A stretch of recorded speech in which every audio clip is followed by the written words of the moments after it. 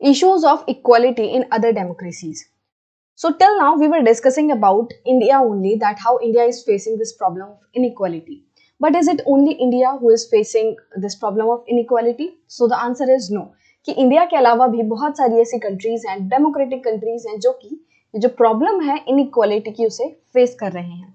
तो जैसे कि हम यूनाइटेड स्टेट्स ऑफ अमेरिका का एग्जांपल लें, तो यूनाइटेड स्टेट ऑफ अमेरिका में अफ्रीकन अमेरिकन्स रहते हैं। तो अफ्रीकन अमेरिकन्स कौन है? अफ्रीकन अमेरिकन्स वो लोग हैं जिनके पूर्वजों को अफ्रीका से एज स्लेव्स, बंधुआ बनाकर अमेरिका में लाया गया था। ठीक है, तो जिन लोगों को अफ्रीका से अमेरिका में बंधुआ बनाकर लाया गया था, उनकी जो पीढ़ियां हैं अब वो अमेरिका में ही बस गई, वो अमेरिका में ही रहने लग गई। तो अब उनको क्या कहते हैं? African Americans. तो इन लोगों के खिलाफ आज भी बहुत ज्यादा डिस्क्रिमिनेशन होता है, इनको इक्वली ट्रीट नहीं किया जाता। सो 1950s में एक मूवमेंट चली थी अफ्रीकन अमेरिकन्स को उनका ये इक्वालिटी का राइट दिलाने के लिए। ये मूवमेंट किस लिए चली थी? इसलिए चली थी कि ये जो अफ्रीकन अमेरिकन्स हैं उन्हें भी उसी तरीके से ट्रीट किया जाए जैसे कि व्हाइट पीपल्स को ट्रीट किया जाता है, जैसे कि अमेरिकन्स को ट्रीट किया जाता है। बट इस मूवमेंट के बाद भी लोगों को उतनी ज्यादा इक्वालिटी नहीं मिली, कि मतलब इस मूवमेंट के बावजूद भी आज भी लोगों को इनइक्वालिटी का सामना करना पड़ रहा है। So prior to this African Americans were treated extremely unequally in the United States. तो इस मूवमेंट के बाद थोड़ी कमी आई है कि मतलब अब लोगों को उतना ज्यादा इनइक्वालिटी से ट्रीट नहीं किया जाता जितना कि पहले किया जाता था। तो पहले क्या होता था इस मूवमेंट से पहले, कि जो यूनाइटेड स्टेट में लोग रहते थे उनको लॉ के थ्रू कोई इक्वालिटी नहीं थी। जैसे कि इंडिया में हमने पढ़ा कि जो कॉन्स्टिट्यूशन है वो सभी लोगों को इक्वली ट्रीट करता है, कॉन्स्टिट्यूशन के आगे सभी लोग इक्वल हैं। और यहाँ बहुत सारे लॉज हैं, रेगुलेशंस हैं जो कि ये कोशिश करते हैं कि उस हमारे देश के जो भी लोग हैं उनके राइट टू इक्वालिटी को प्रोटेक्ट किया जा सके, सभी लोगों को इक्वालिटी प्रोवाइड की जा सके। बट अमेरिका में ऐसा नहीं था। पहले कोई भी जो लॉ है वो लोगों को इक्वालिटी का जो राइट है वो इंश्योर नहीं करता था कि आपको इक्वालिटी मिलेगी ही मिलेगी। अगर आपके खिलाफ कोई डिस्क्रिमिनेशन करता है, अगर आपको कोई अनइक्वली ट्रीट करता है तो उसके खिलाफ पनिशमेंट ली जाएगी, उसको दी जाएगी। तो ऐसा कोई सिस्टम नहीं था। तो उस टाइम पे क्या होता था, जैसे कि अगर कोई बस से ट्रेवल कर रहा है, अगर कोई बस से जा रहा है अफ्रीकन अमेरिकन, तो या तो उसको बस के एकदम एंड वाली सीट पे बैठना पड़ता था, और अगर कोई व्हाइट पर्सन जो है वो सीट पे बैठना चाहता है और वहां पे पहले से ही अफ्रीकन अमेरिकन कोई बैठा है, तो उसको उठना पड़ेगा उस व्हाइट बंदे को बैठने के लिए। तो इस तरीके से डिस्क्रिमिनेशन होता था कि अगर कोई ब्लैक पर्सन वहां पे बैठा है और अगर कोई व्हाइट पर्सन कहता है कि नहीं मुझे सीट पे बैठना है, तो उस व्हाइट पर्सन को उठना पड़ता था।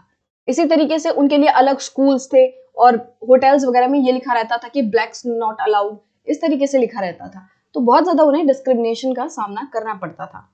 सो रोजा पार्क्स जो है वो एक अफ्रीकन अमेरिकन वुमेन थी।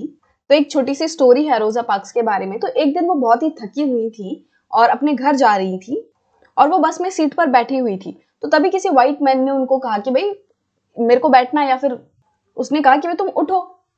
बट रोजा पार्क ने उठने से मना कर दिया कि नहीं मैं बैठी हूं, मेरा राइट है बैठना, तुम मुझे इस तरीके से नहीं उठा सकते।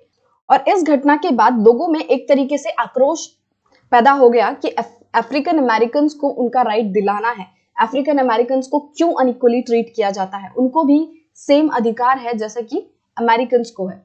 और ये जो फिर मूवमेंट स्टार्ट हुई, इस मूवमेंट को सिविल राइट्स मूवमेंट के नाम से जाना गया। और फिर 1964 में एक सिविल राइट एक्ट आया जिसने जो डिस्क्रिमिनेशन है on the basis of race, religion और नेशनल ओरिजिन, इन सभी के बेसिस पर जो डिस्क्रिमिनेशन किया जाता था उसको प्रोहिबिट कर दिया, उसको बैन कर दिया। कि अगर अब कोई भी इंसान किसी के रेस के बेसिस पर, किसी के कलर के बेसिस पर, उसके धर्म के बेसिस पर, या फिर उसकी नेशनल ओरिजिन के बेसिस पर कि वो कहाँ से आता है, किस देश का निवासी है, इन सभी के बेसिस पर अगर किसी को अनइक्वली ट्रीट किया जाएगा तो उसके खिलाफ एक्शन होगा। तो ये जो सिविल राइट एक्ट था 1964 का, ये डिस्क्रिमिनेशन को प्रोहिबिट करता है। इसके अलावा ये जो सिविल राइट एक्ट है ये भी कहता है कि जो जितने भी स्कूल्स हैं वो अफ्रीकन अमेरिकन्स और जो भी अमेरिकन्स हैं, मतलब सबके लिए प्रॉपर रूप से बराबरी खुले रहेंगे। कोई भी अफ्रीकन अमेरिकन्स को मना नहीं कर सकता कि आप इस स्कूल में एडमिशन नहीं ले सकते। ऐसा नहीं है कि जो भी स्कूल्स हैं अब वो अफ्रीकन अमेरिकन्स के लिए भी खुले हैं। अब उनको पहले की तरह एक सेपरेट स्कूल अटेंड करने की जरूरत नहीं है। तो जिन स्कूल में अमेरिकन पढ़ रहे हैं उन्हीं में अफ्रीकन अमेरिकन भी पढ़ सकते हैं।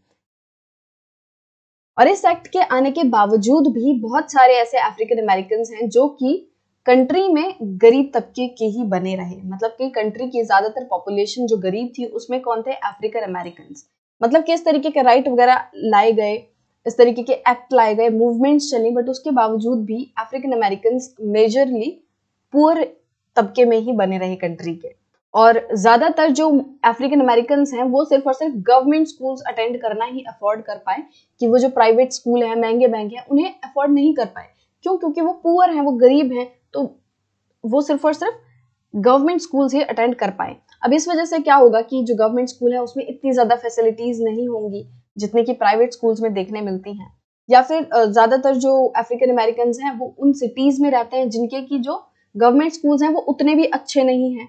कि अगर मान लो कोई वाइट है, कोई अमेरिकन हैं जो कि गवर्नमेंट स्कूल में भी पढ़ रहे हैं, बट वो उस जगह पे हैं, उस जगह पे रह रहे हैं जहाँ के गवर्नमेंट स्कूल भी काफी अच्छे लेवल के हैं, तो इस तरीके से इनको एजुकेशन के मामले में भी पीछे रहना पड़ा।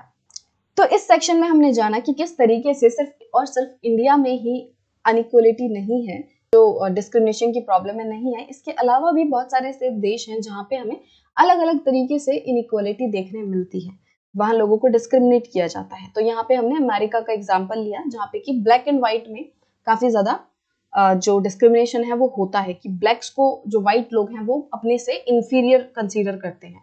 बट फिर मूवमेंट्स वगैरह हुई, एक्ट्स आए और उनसे कोशिश की गई कि जो ब्लैक लोग हैं उनका लेवल थोड़ा ऊपर किया जाए, उनको प्रॉपर अपॉर्चुनिटीज दी जाए जो कि पहले उनको नहीं दी जा रही थी। तो अब यहाँ पे आर्टिकल 15 जो है इंडियन कॉन्स्टिट्यूशन के, उसके बारे में थोड़ा सा दिया हुआ है कि उसमें क्या लिखा है। Prohibition of discrimination on grounds of religion, race, caste, sex और प्लेस ऑफ बर्थ। कि मतलब आर्टिकल 15 जो है वो कहता है कि किसी भी बेसिस पर, चाहे वो रेस हो मतलब कलर हो, कास्ट हो, सेक्स हो मतलब कि जेंडर हो गया, मेल है फीमेल है, प्लेस ऑफ बर्थ की आप किस जगह पे आपने जन्म लिया है, तो इन सभी के बेसिस पर किसी को भी डिस्क्रिमिनेट नहीं किया जा सकता।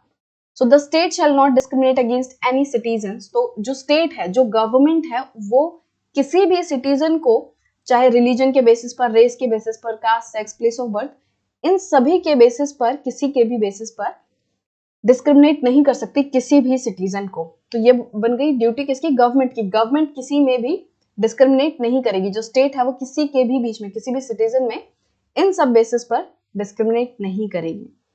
फिर अगला है no citizen shall on grounds only of religion, race, caste, sex, place of birth और any of them be subject to any disability, liability, restriction और कंडीशंस विद रिगार्ड टू।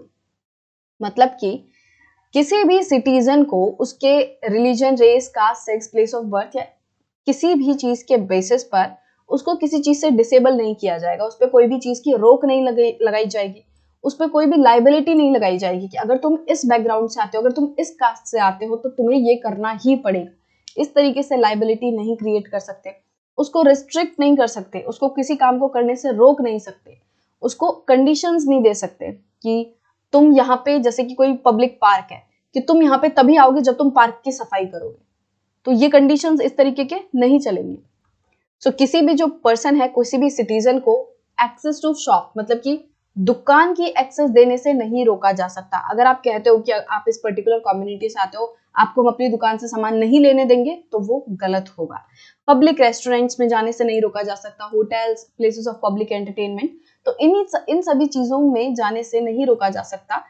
इन सब बेसिस पर लोगों को डिस्क्रिमिनेट नहीं किया जा सकता।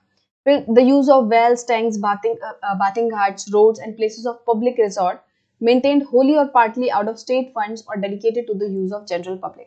मतलब कि ये सभी जो जगहें हैं भाई, कुएं हो गए, टैंक्स हो गए, बाथिंग घाट्स हो गए, रोड्स हो गए, रास्ते हो गए, या फिर प्लेसेस ऑफ पब्लिक रिसोर्ट, ऐसी जगहें हैं जिन्हें या तो जो गवर्नमेंट है वो मेंटेन कर रही है होली या पार्शली, मतलब या तो पूरे तरीके से गवर्नमेंट उस चीज को मेंटेन करने के लिए पैसा दे रही है, रोड बनाने के लिए पैसा दे रही है, या फिर आधे तरीके से थोड़ा बहुत पैसा दे रही है।